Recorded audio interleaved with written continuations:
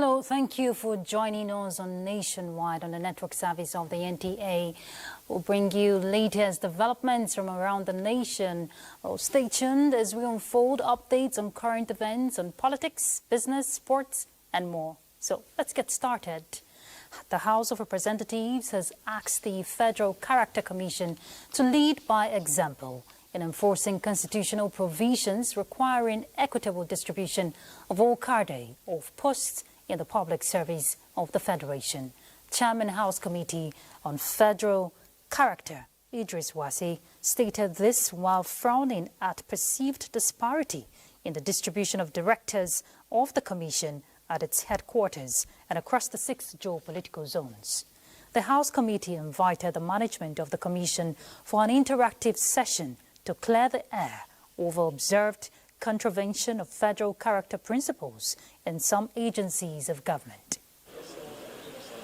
So some have retired? No, it's not about some. Are you obeying for the character? I'm aware that just a couple of months ago, few retired, and I'm also aware that next month, which is month of September, by the middle of September, 1 or 2 will retire. So, yes, we know we have to do this equitable distribution. Equitable distribution is also different from equal distribution, because we have to make that clear also. It doesn't mean that... I disagree with you. Northwest had what number? Directors. Northwest, he told me 4. North Central, no, more than 4. Thank you.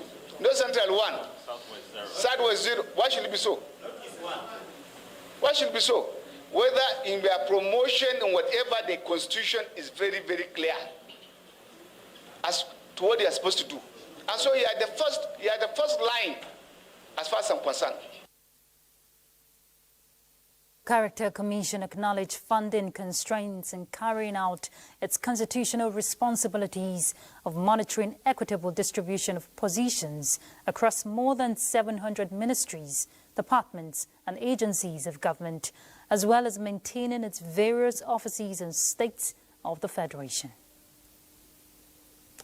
Turning to other issues, Minister of State Industry, Senator John Eno, says the federal government is partnering the private sector to ensure the revival of Nigeria's textile and garment industries to see it become a reality soon. Well, this was when the minister visited textile industry in Kaduna to assess level of intervention.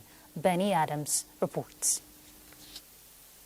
Nigeria's push for textile revival is gaining momentum.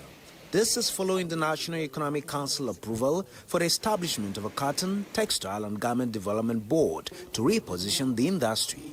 The sector is projected to generate up to $90 billion in economic value by 2035. This time, the attention is on textiles in Kaduna, where the minister visited the collapsed and the barely surviving to ensure the sector thrives. A lot is already going on in these different areas. I mean, the Ministry of Agric, whose direct responsibilities on cotton. In terms of cotton, and the idea is to also look at, what are the mechanized forms of trying to scale up this. This sector is not just about cotton anymore. It's also about, the polyester and other combinations. And now we believe that it's time for us to now go back and look at how we can continue to help that sector because the opportunities are there.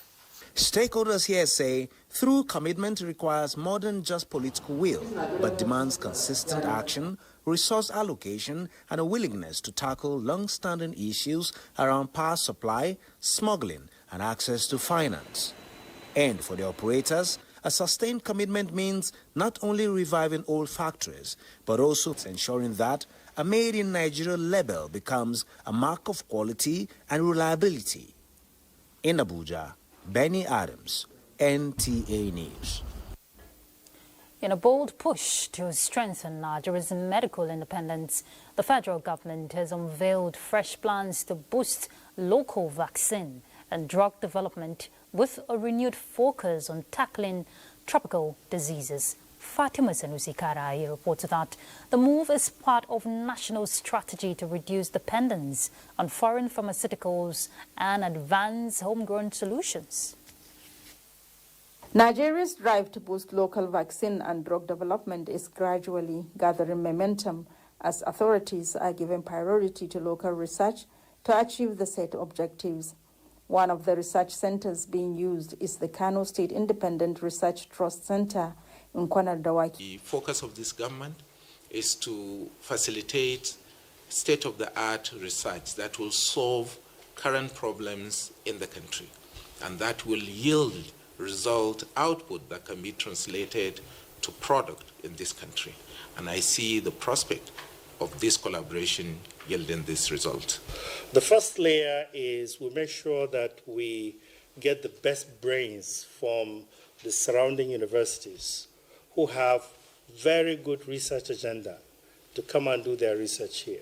The center is said to have been supporting advanced studies, including the use of fingerprint patterns to detect breast cancer in women and the development of a vaccine aimed at reducing the risk of stillbirth. In Kano, Fatima Sanusi Karai, NTA News.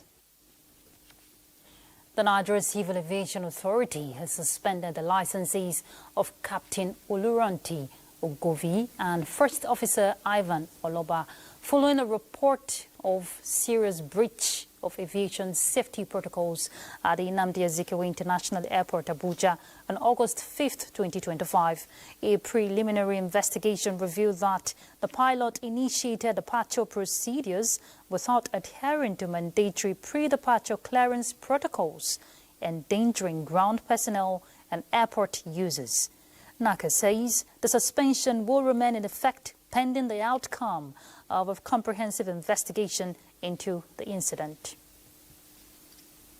In other news, let's inform you that President Bola Tinubu has directed the expedited rollout of free health care for low-income retirees under the contributory pension scheme, emphasizing its importance for social protection and dignity in retirement. He also mandated the prompt implementation of pension increase and a minimum pension guarantee to provide a safety net for vulnerable pensioners. Additionally, President Tinubu instructed the National Pension Commission, PENCOM, to urgently resolve the long-standing police pension issue, ensuring that police personnel can retire with dignity. The President supports pension reforms, including foreign currency contributions for Nigerians in the diaspora, to enhance retiree welfare and expand the pension scheme's reach. President Bola Tinubu congratulates 3 Nigerian students, Nafisa Abdullahi Aminu, Rukaya Muhammad Fema, and Hadiza Kashim Kali, on their outstanding achievement at the 2025 Teen Eagle Global Competition in London. The students excelled in English language communication skills and debate, with Nafisa named overall best in English language skills, Rukaya emerging as the overall best in debate, and Hadiza winning the Outstanding Talent Award, that is gold medal. The President commends these exceptional young Nigerians for their feat, affirming that their achievement brightens Nigeria's future. He also praises the quality of Nigeria's education system, which nurtures talented individuals. President Tinubu encourages the students to remain dedicated to their studies, wishing them continued success. He reaffirms his administration's commitment to education, highlighting investments in the sector and initiatives like the Nigerian Education Loan Fund to support indigent students. All right, the President, talking about President Bola Ahmed Tinubu, mourns the passing of Dr. Doyin Hamidat Abiola, describing her as an Amazon and icon in Nigerian journalism, who left an indelible mark on the industry. With a career spanning decades, she broke gender barriers, becoming the first woman to edit a national newspaper and the first female managing director of a daily newspaper. In a statement, the President says Dr. Doyin Abiola's contributions to journalism, gender equity and democracy are immeasurable. As a pioneer editor of National Concord and later managing director and editor-in-chief, she sets new standards for people-focused reporting. Her leadership and commitment to excellence inspired generations of journalists. President Tinubu sends his condolences to her family, the Abiola and the Abiola families, and the people of Lagos and Ogun states. Let's turn to other issues. The Waste to Wealth initiative aims to strengthen waste management by identifying innovative technologies for a zero landfill, zero waste society. Well, in Edo State, we're hearing that the Clean Edo campaign promotes a cleaner environment through strict oversight of approved dump sites. The government has banned scavengers, citing concerns over criminal behavior. Ifoma Okafo reports. Waste disposal is a critical issue that affects environment, health, and economy of the society. However, the rapid growth of urban population and the increasing human activities is said to have contributed to a significant rise in waste generation, which includes Benin City, the capital of Edo State. Meanwhile, the cheering news is that there are reports of how waste materials can be valuable resources and unlock their potential from waste to wealth. By adopting waste wealth approach or transformative initiative, there will be reduction in waste disposal costs, generation of revenue, creation of job opportunities, and above all, promote sustainable development. Waste management and waste recycling goes together. And so the society, the business community should be aware, and the orientation should be given on how to turn waste to wealth. And then it cuts across governments, individual, and the business community. So, for instance, if you produce waste in your home, you have a secluded place where you gather them, so that they don't just litter the community and the environment. It is hoped that the states and the concerned agencies will embrace the transformative initiative of waste to wealth, which will support growth of the state economy. In Benin, Ifoma Okafo, NTA News.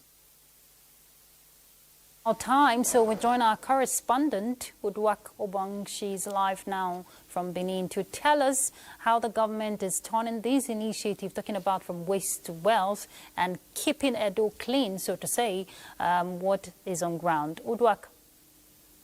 Thank you. Yes, Edo State government is stepping up its effort in ensuring Clean Edo campaign works. The government is already engaging stakeholders in the waste management sector to ensure that we achieve this. But in doing this, the government is also cognizant of the fact that there are some activities that humans do here in the state that could be an hindrance. And so what the state government is doing is stepping in to ensure that things are done properly to achieve its aim. And it is saying that, yes, scavengers in the state, waste collectors in the state, they should be profiled. And when they are profiled, this will help the government to know who is doing what. And government is also saying that people should avoid using this dwarf pit kind of walls to dump their refuse, which is a practice here in Benin. They want people to have their disposal bins whereby they can drop their refuse, and this will help collectors to come around and collect this refuse. And at the end of the day, government wants to achieve a clean Edo state. Thank you, Udwak, for that update there. And of course, we hope to see that clean Edo soonest. All right, let's head to Lagos. What's happening there? Owl is set to guide us.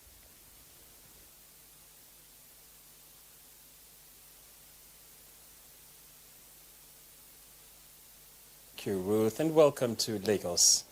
Empowerment is crucial for both individual well-being and societal progress as it fosters gender equality, drives economic growth, and promotes social development.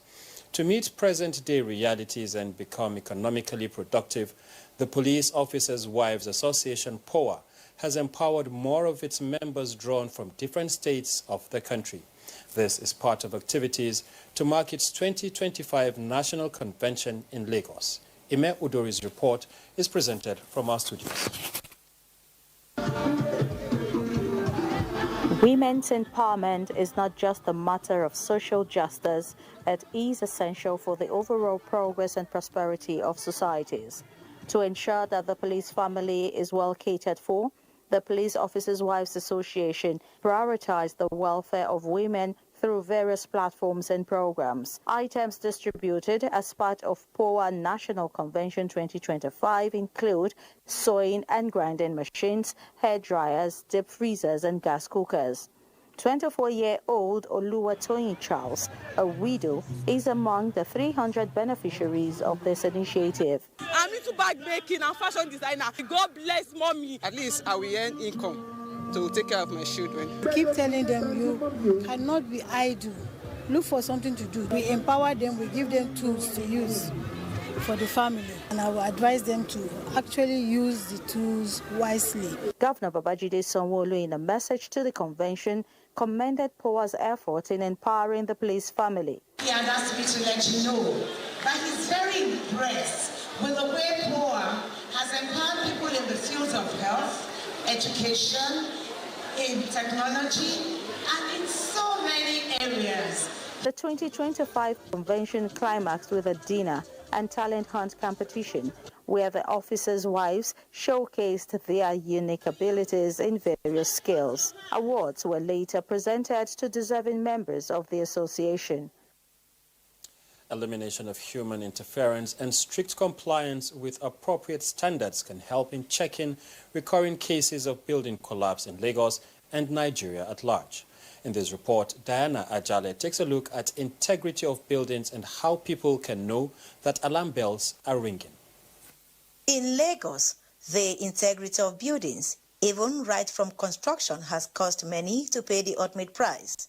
The record has been horrifying, from series of building collapse over the years to the November 1, 2021 case, when the state recorded the first high-rise 21-story building collapse on Gerrard Road, Ikoyi, a tragic situation that claimed about 48 lives, including that of the owner of the property, and other cases in year 2025.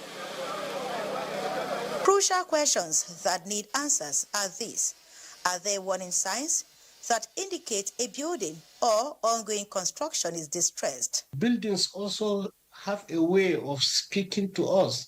So some of the signs include cracks on the walls. Sometimes you will see it in beams or even the floor themselves, especially diagonal cracks or widening cracks are the ones that are very dangerous. Experts shed more light on the type of sand needed for construction, quantity and quality of cement, and other appropriate materials for building standard structures.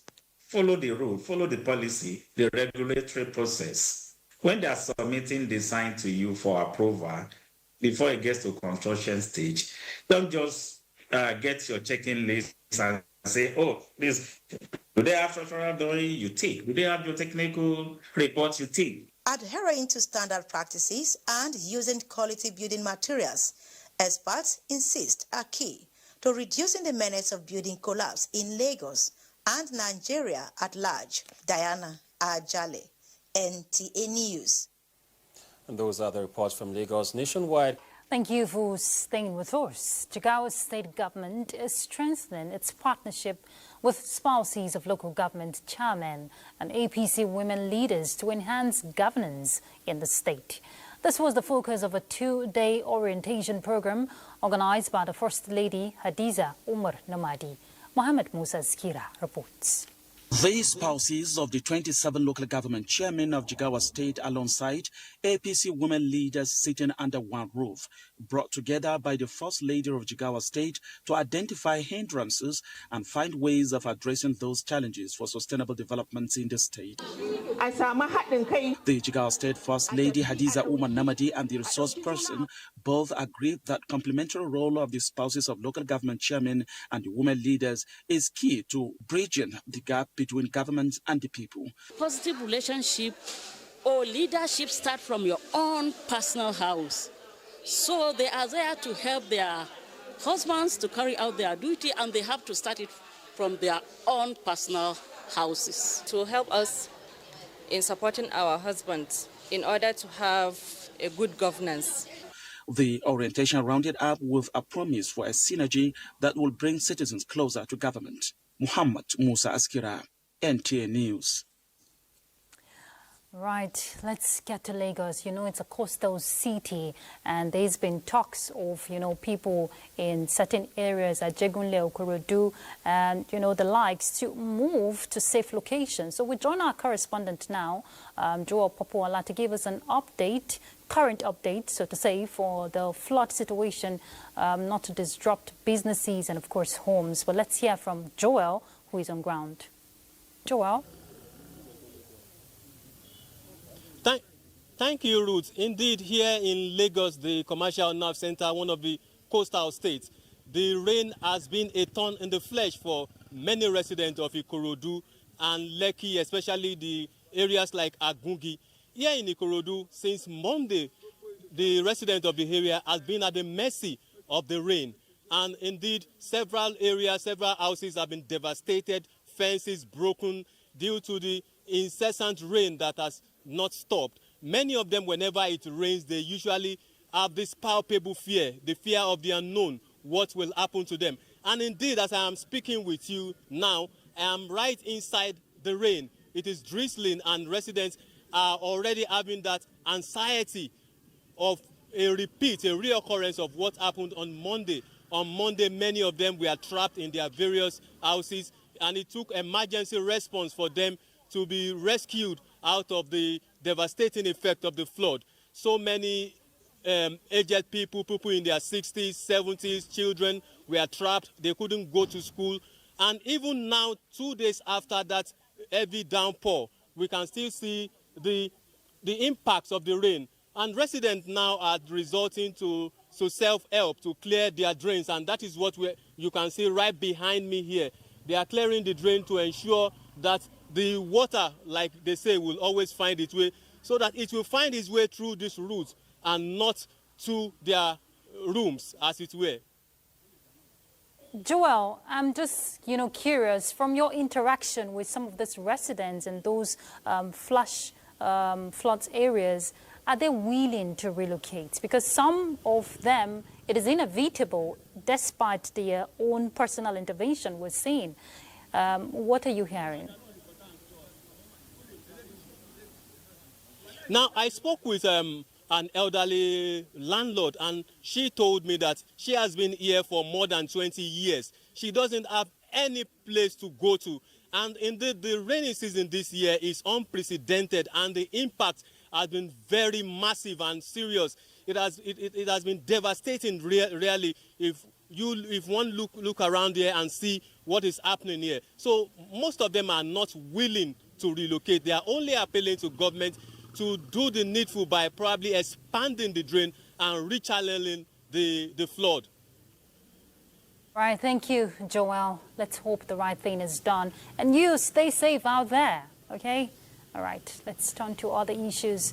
One of the ambitious drives of this administration is to achieve an open defecation-free status by 2030. Well, to meet this target, the Minister of Water Resources and Sanitation, Professor Joseph Utsev, led a delegation on an advocacy visit to the office of the head of the service of the Federation to solicit support in promoting the Clean Nigeria campaign, Use the Toilet. Usman Zubairu reports. Of open defecation around Area 1 exit of the Federal Capital Territory. Only 148 local government areas have been declared open defecation free. This visit by the Minister of Water Resources and Sanitation signifies a move to strengthen collaboration and skill support from the head of service of the Federation for the campaign initiatives. Is by using your platform to sensitize the entire workforce about the Clean Nigeria campaign, emphasizing personal responsibility and collective action. Responding head of service of the Federation commended the ministry for the success recorded in the Clean Nigeria campaign, assuring of her support for Nigeria to achieve open defecation free status by 2030.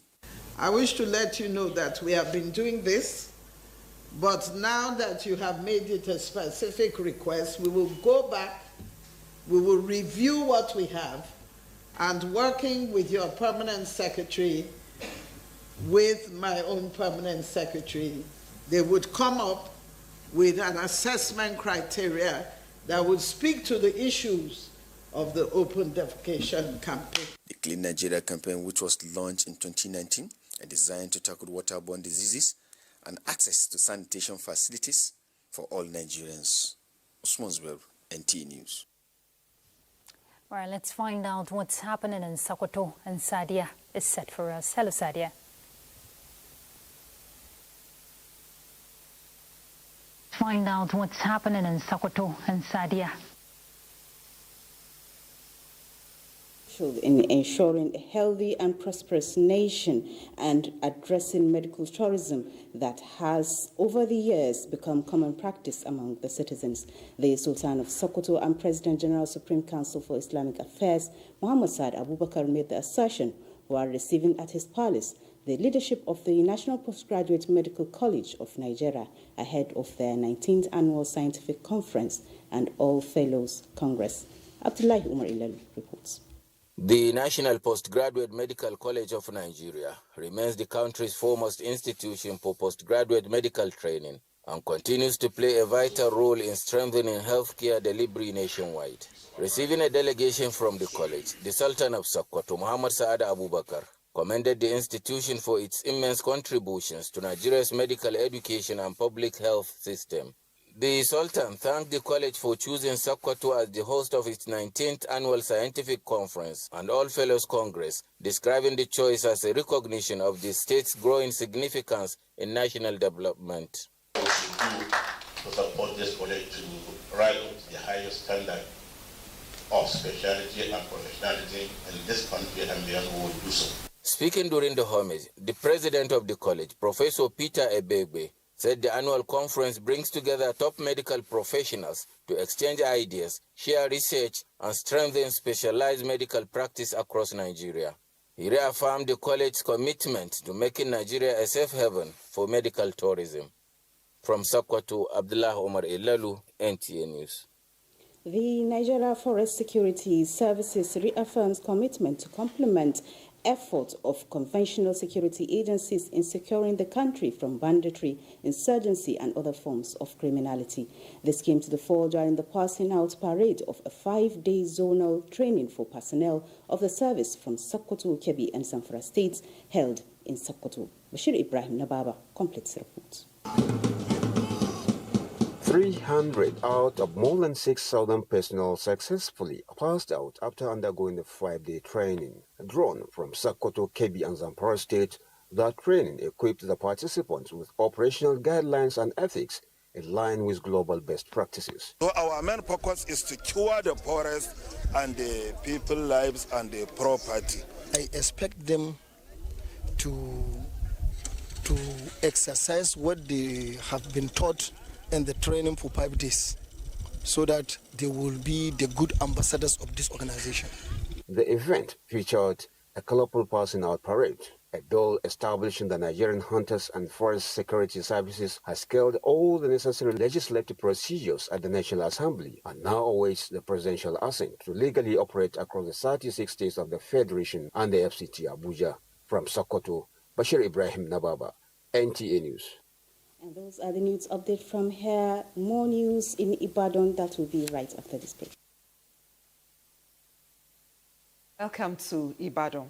The Independent National Electoral Commission, INEC, has called on traditional rulers in Osun State to sensitize their subjects on the importance of participating in the upcoming continuous voter registration exercise.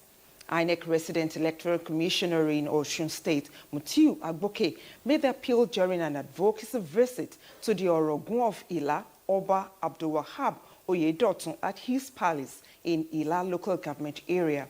Femi Afariogun reports. Osun State, Mutiu Agboke visited the Orogun of Ila, Oba Abdulwahab Oyedotun, to seek his support in mobilizing residents for the forthcoming continual apologize for that mix-up there. We'll pick up from here. Re-electing President Bola Ahmed Tinubu is the best option for Nigeria to continue on the track of progress. Well, these were the words of a coalition of grassroots politicians from Zamfara State who converged on Kaduna State to endorse the president for another term in office. Mohammed Umar Ajingi reports. This coalition of grassroots politicians from Zamfara State under the leadership of Aminu Sani Jaji, they converge here to endorse President Bola Ahmed Tinubu for a second time in office. We have every reasons to endorse President Bola Ahmed Tinubu, for his unwavering support and commitment to our people, especially at the local level, in terms of empowering local businesses, through different initiatives and different, in different capacities. The group say the president's visionary leadership, bold economic reforms, and renewed focus on grassroots development are their reasons for supporting him. I wanted to contest in 2027 because he is a good man. He is a good president. The leader of the movement, Aminu Sani Jaji, commended President Bola Ahmed Tinubu's strides in security, infrastructure, and national unity. Some others forum that we have under the association, they all endorse Asaju and Kashif Shettima. Just like, as I said, we have no reason whatsoever not to vote for him. The reason that we voted for him in 2023, the reason is still there. He did what we expected him to do, looking at the infrastructure and so many other things that he did, more particularly to the north. Look at Gusau to Zaria, Gusau to Sokoto, and then look at Kano, Kasena, and so many other roads across the northwest. They said they will continue to reach out to people at the grassroots level to support President Bola Ahmed Tinubu in the 2027 election.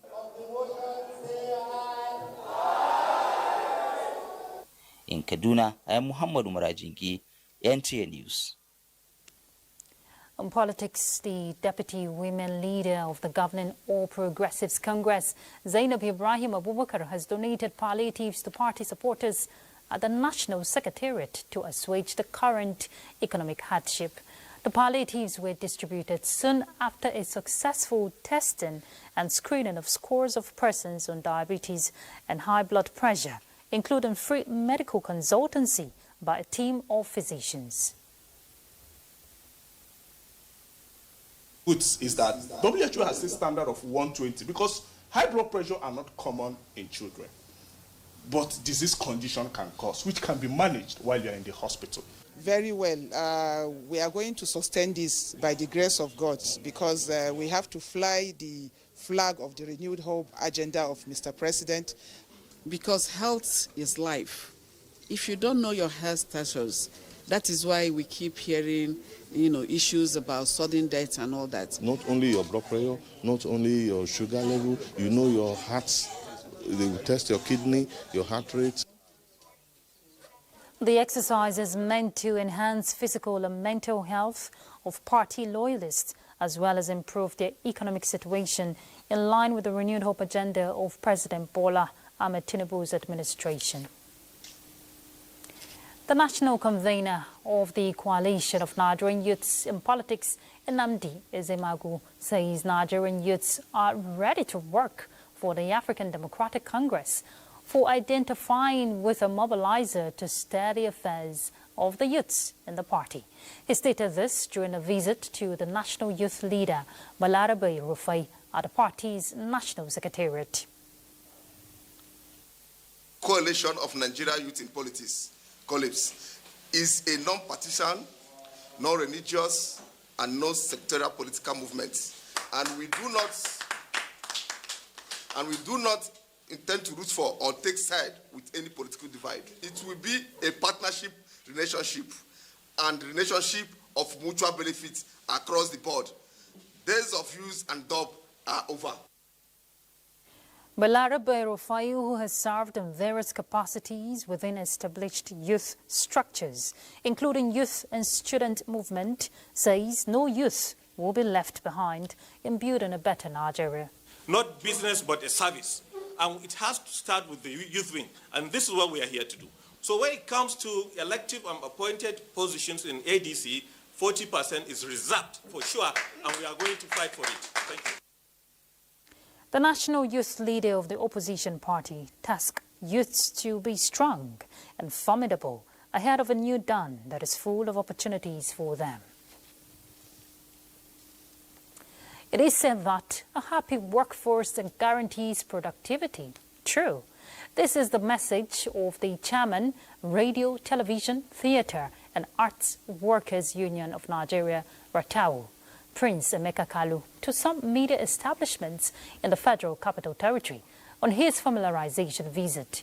Deborah Balagbogo reports that the visit was to create a close working synergy between members and organizations. Journey to the three media outfits, Federal Radio Corporation of Nigeria, Voice of Nigeria, and DAR Communications, were that of building a responsible and constructive engagement that protects workers' rights. Heads of organization congratulated RATAU's new leadership with an assurance to them to strengthen ties with the union to achieve operational excellence. So we will do everything possible within our means and our capacity for RATAU to thrive. So your mandate is not just merely to agitate, but to elevate the quality of staff engagement, which you are doing now. If there's anyone who has the capacity to lead in this time, we have full and utmost confidence in your capacity to lead. We've been happy people, and together, when we come together as an unbreakable bunch of broom, as an indivisible entity, the union that makes us strong will achieve great feats and height. He views his victory as a boost for professionalism, youth representation, and progressive leadership within the union. In Abuja, Deborah Balagubo, NTA News. Deficit in drafting expertise has in many instances led to vague, inconsistent and legally defective regulations that needs urgent action to avoid litigations and administrative bottlenecks in governance. This was the thrust of a three-day capacity building workshop on drafting subsidiary legislation for legal officers of the armed forces and other law enforcement agencies in the country, organized by the National Institute for Legislative and Democratic Studies. Mohammed Rabiu Ali reports. In any constitutional democracy, the rule of law is the bedrock of governance, security, and social order, while legislation outlines far-reaching policy framework and legal mandates. This training for legal officers of the armed forces seeks to provide a technical know-how on subsidiary legislation that will assist in shaping the policies of governance, providing the clarity and mechanisms required for practical enforcement and operational efficiency. Mastery in the drafting of subsidiary legislation is indispensable. It is essential not only for ensuring compliance with constitutional and statutory provision, but also for safeguarding institutional integrity, enhancing operational coherence, and avoiding legal ambiguities that could compromise justice or public confidence. This training, I believe, is very important because we are among the people that will be drafting the legislation and regulation notices and other things. So definitely this training came at the right time. Attending this will also add to my skills of what I've already learned before. Participants are expected at the end of the training to go back stronger as legal drafters, enhance capacity to translate policy into action. Muhammad Rabiu Ali, NTA News. All right, let's return to Ibadan to join Kemi. She's set for us now. Hello, Kemi. Thank you, Ruth, and welcome again to Ibadan. We now take you back to the report on INEC's advocates' visit to the Orogun of Ila.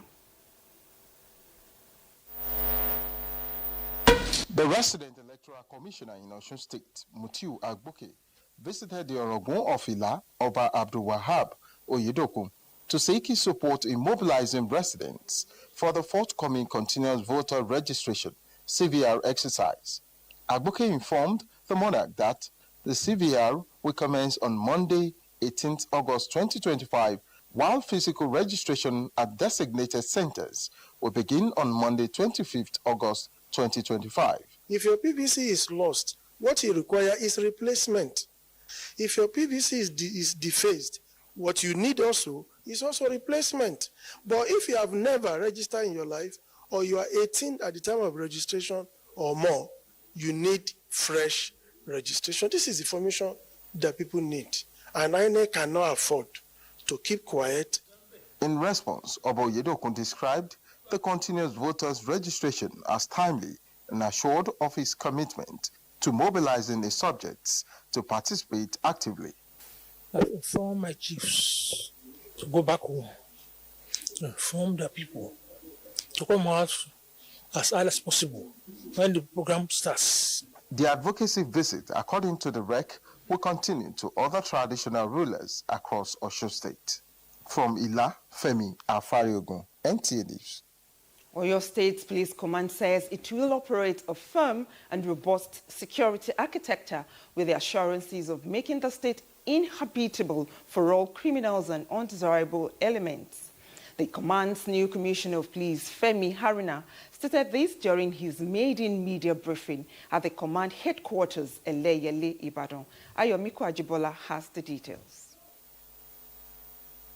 The 48th Commissioner of Police Oyo State says the command under his watch will not tolerate the existing of any criminal enterprise and will not hesitate to identify, isolate, and bring to deserve justice any person or group that attempt to threaten the existing relatively tranquility in the peace-setter state, while saluting the contributions and professional policing principles adopted by his predecessor. The new CP, Femi Haruna, promised to leverage upon the robust foundation and ensured that Oyo State continues to be one of the safest and most peaceful states in Nigeria, where economic development and growth strive. The police command shall continue to work sedulously with sister security agencies, credible informants. Meanwhile, the command has successfully arrested a four-man gang of hijackers involved in diversion of goods following actionable intelligence received by its operatives. During the arrest,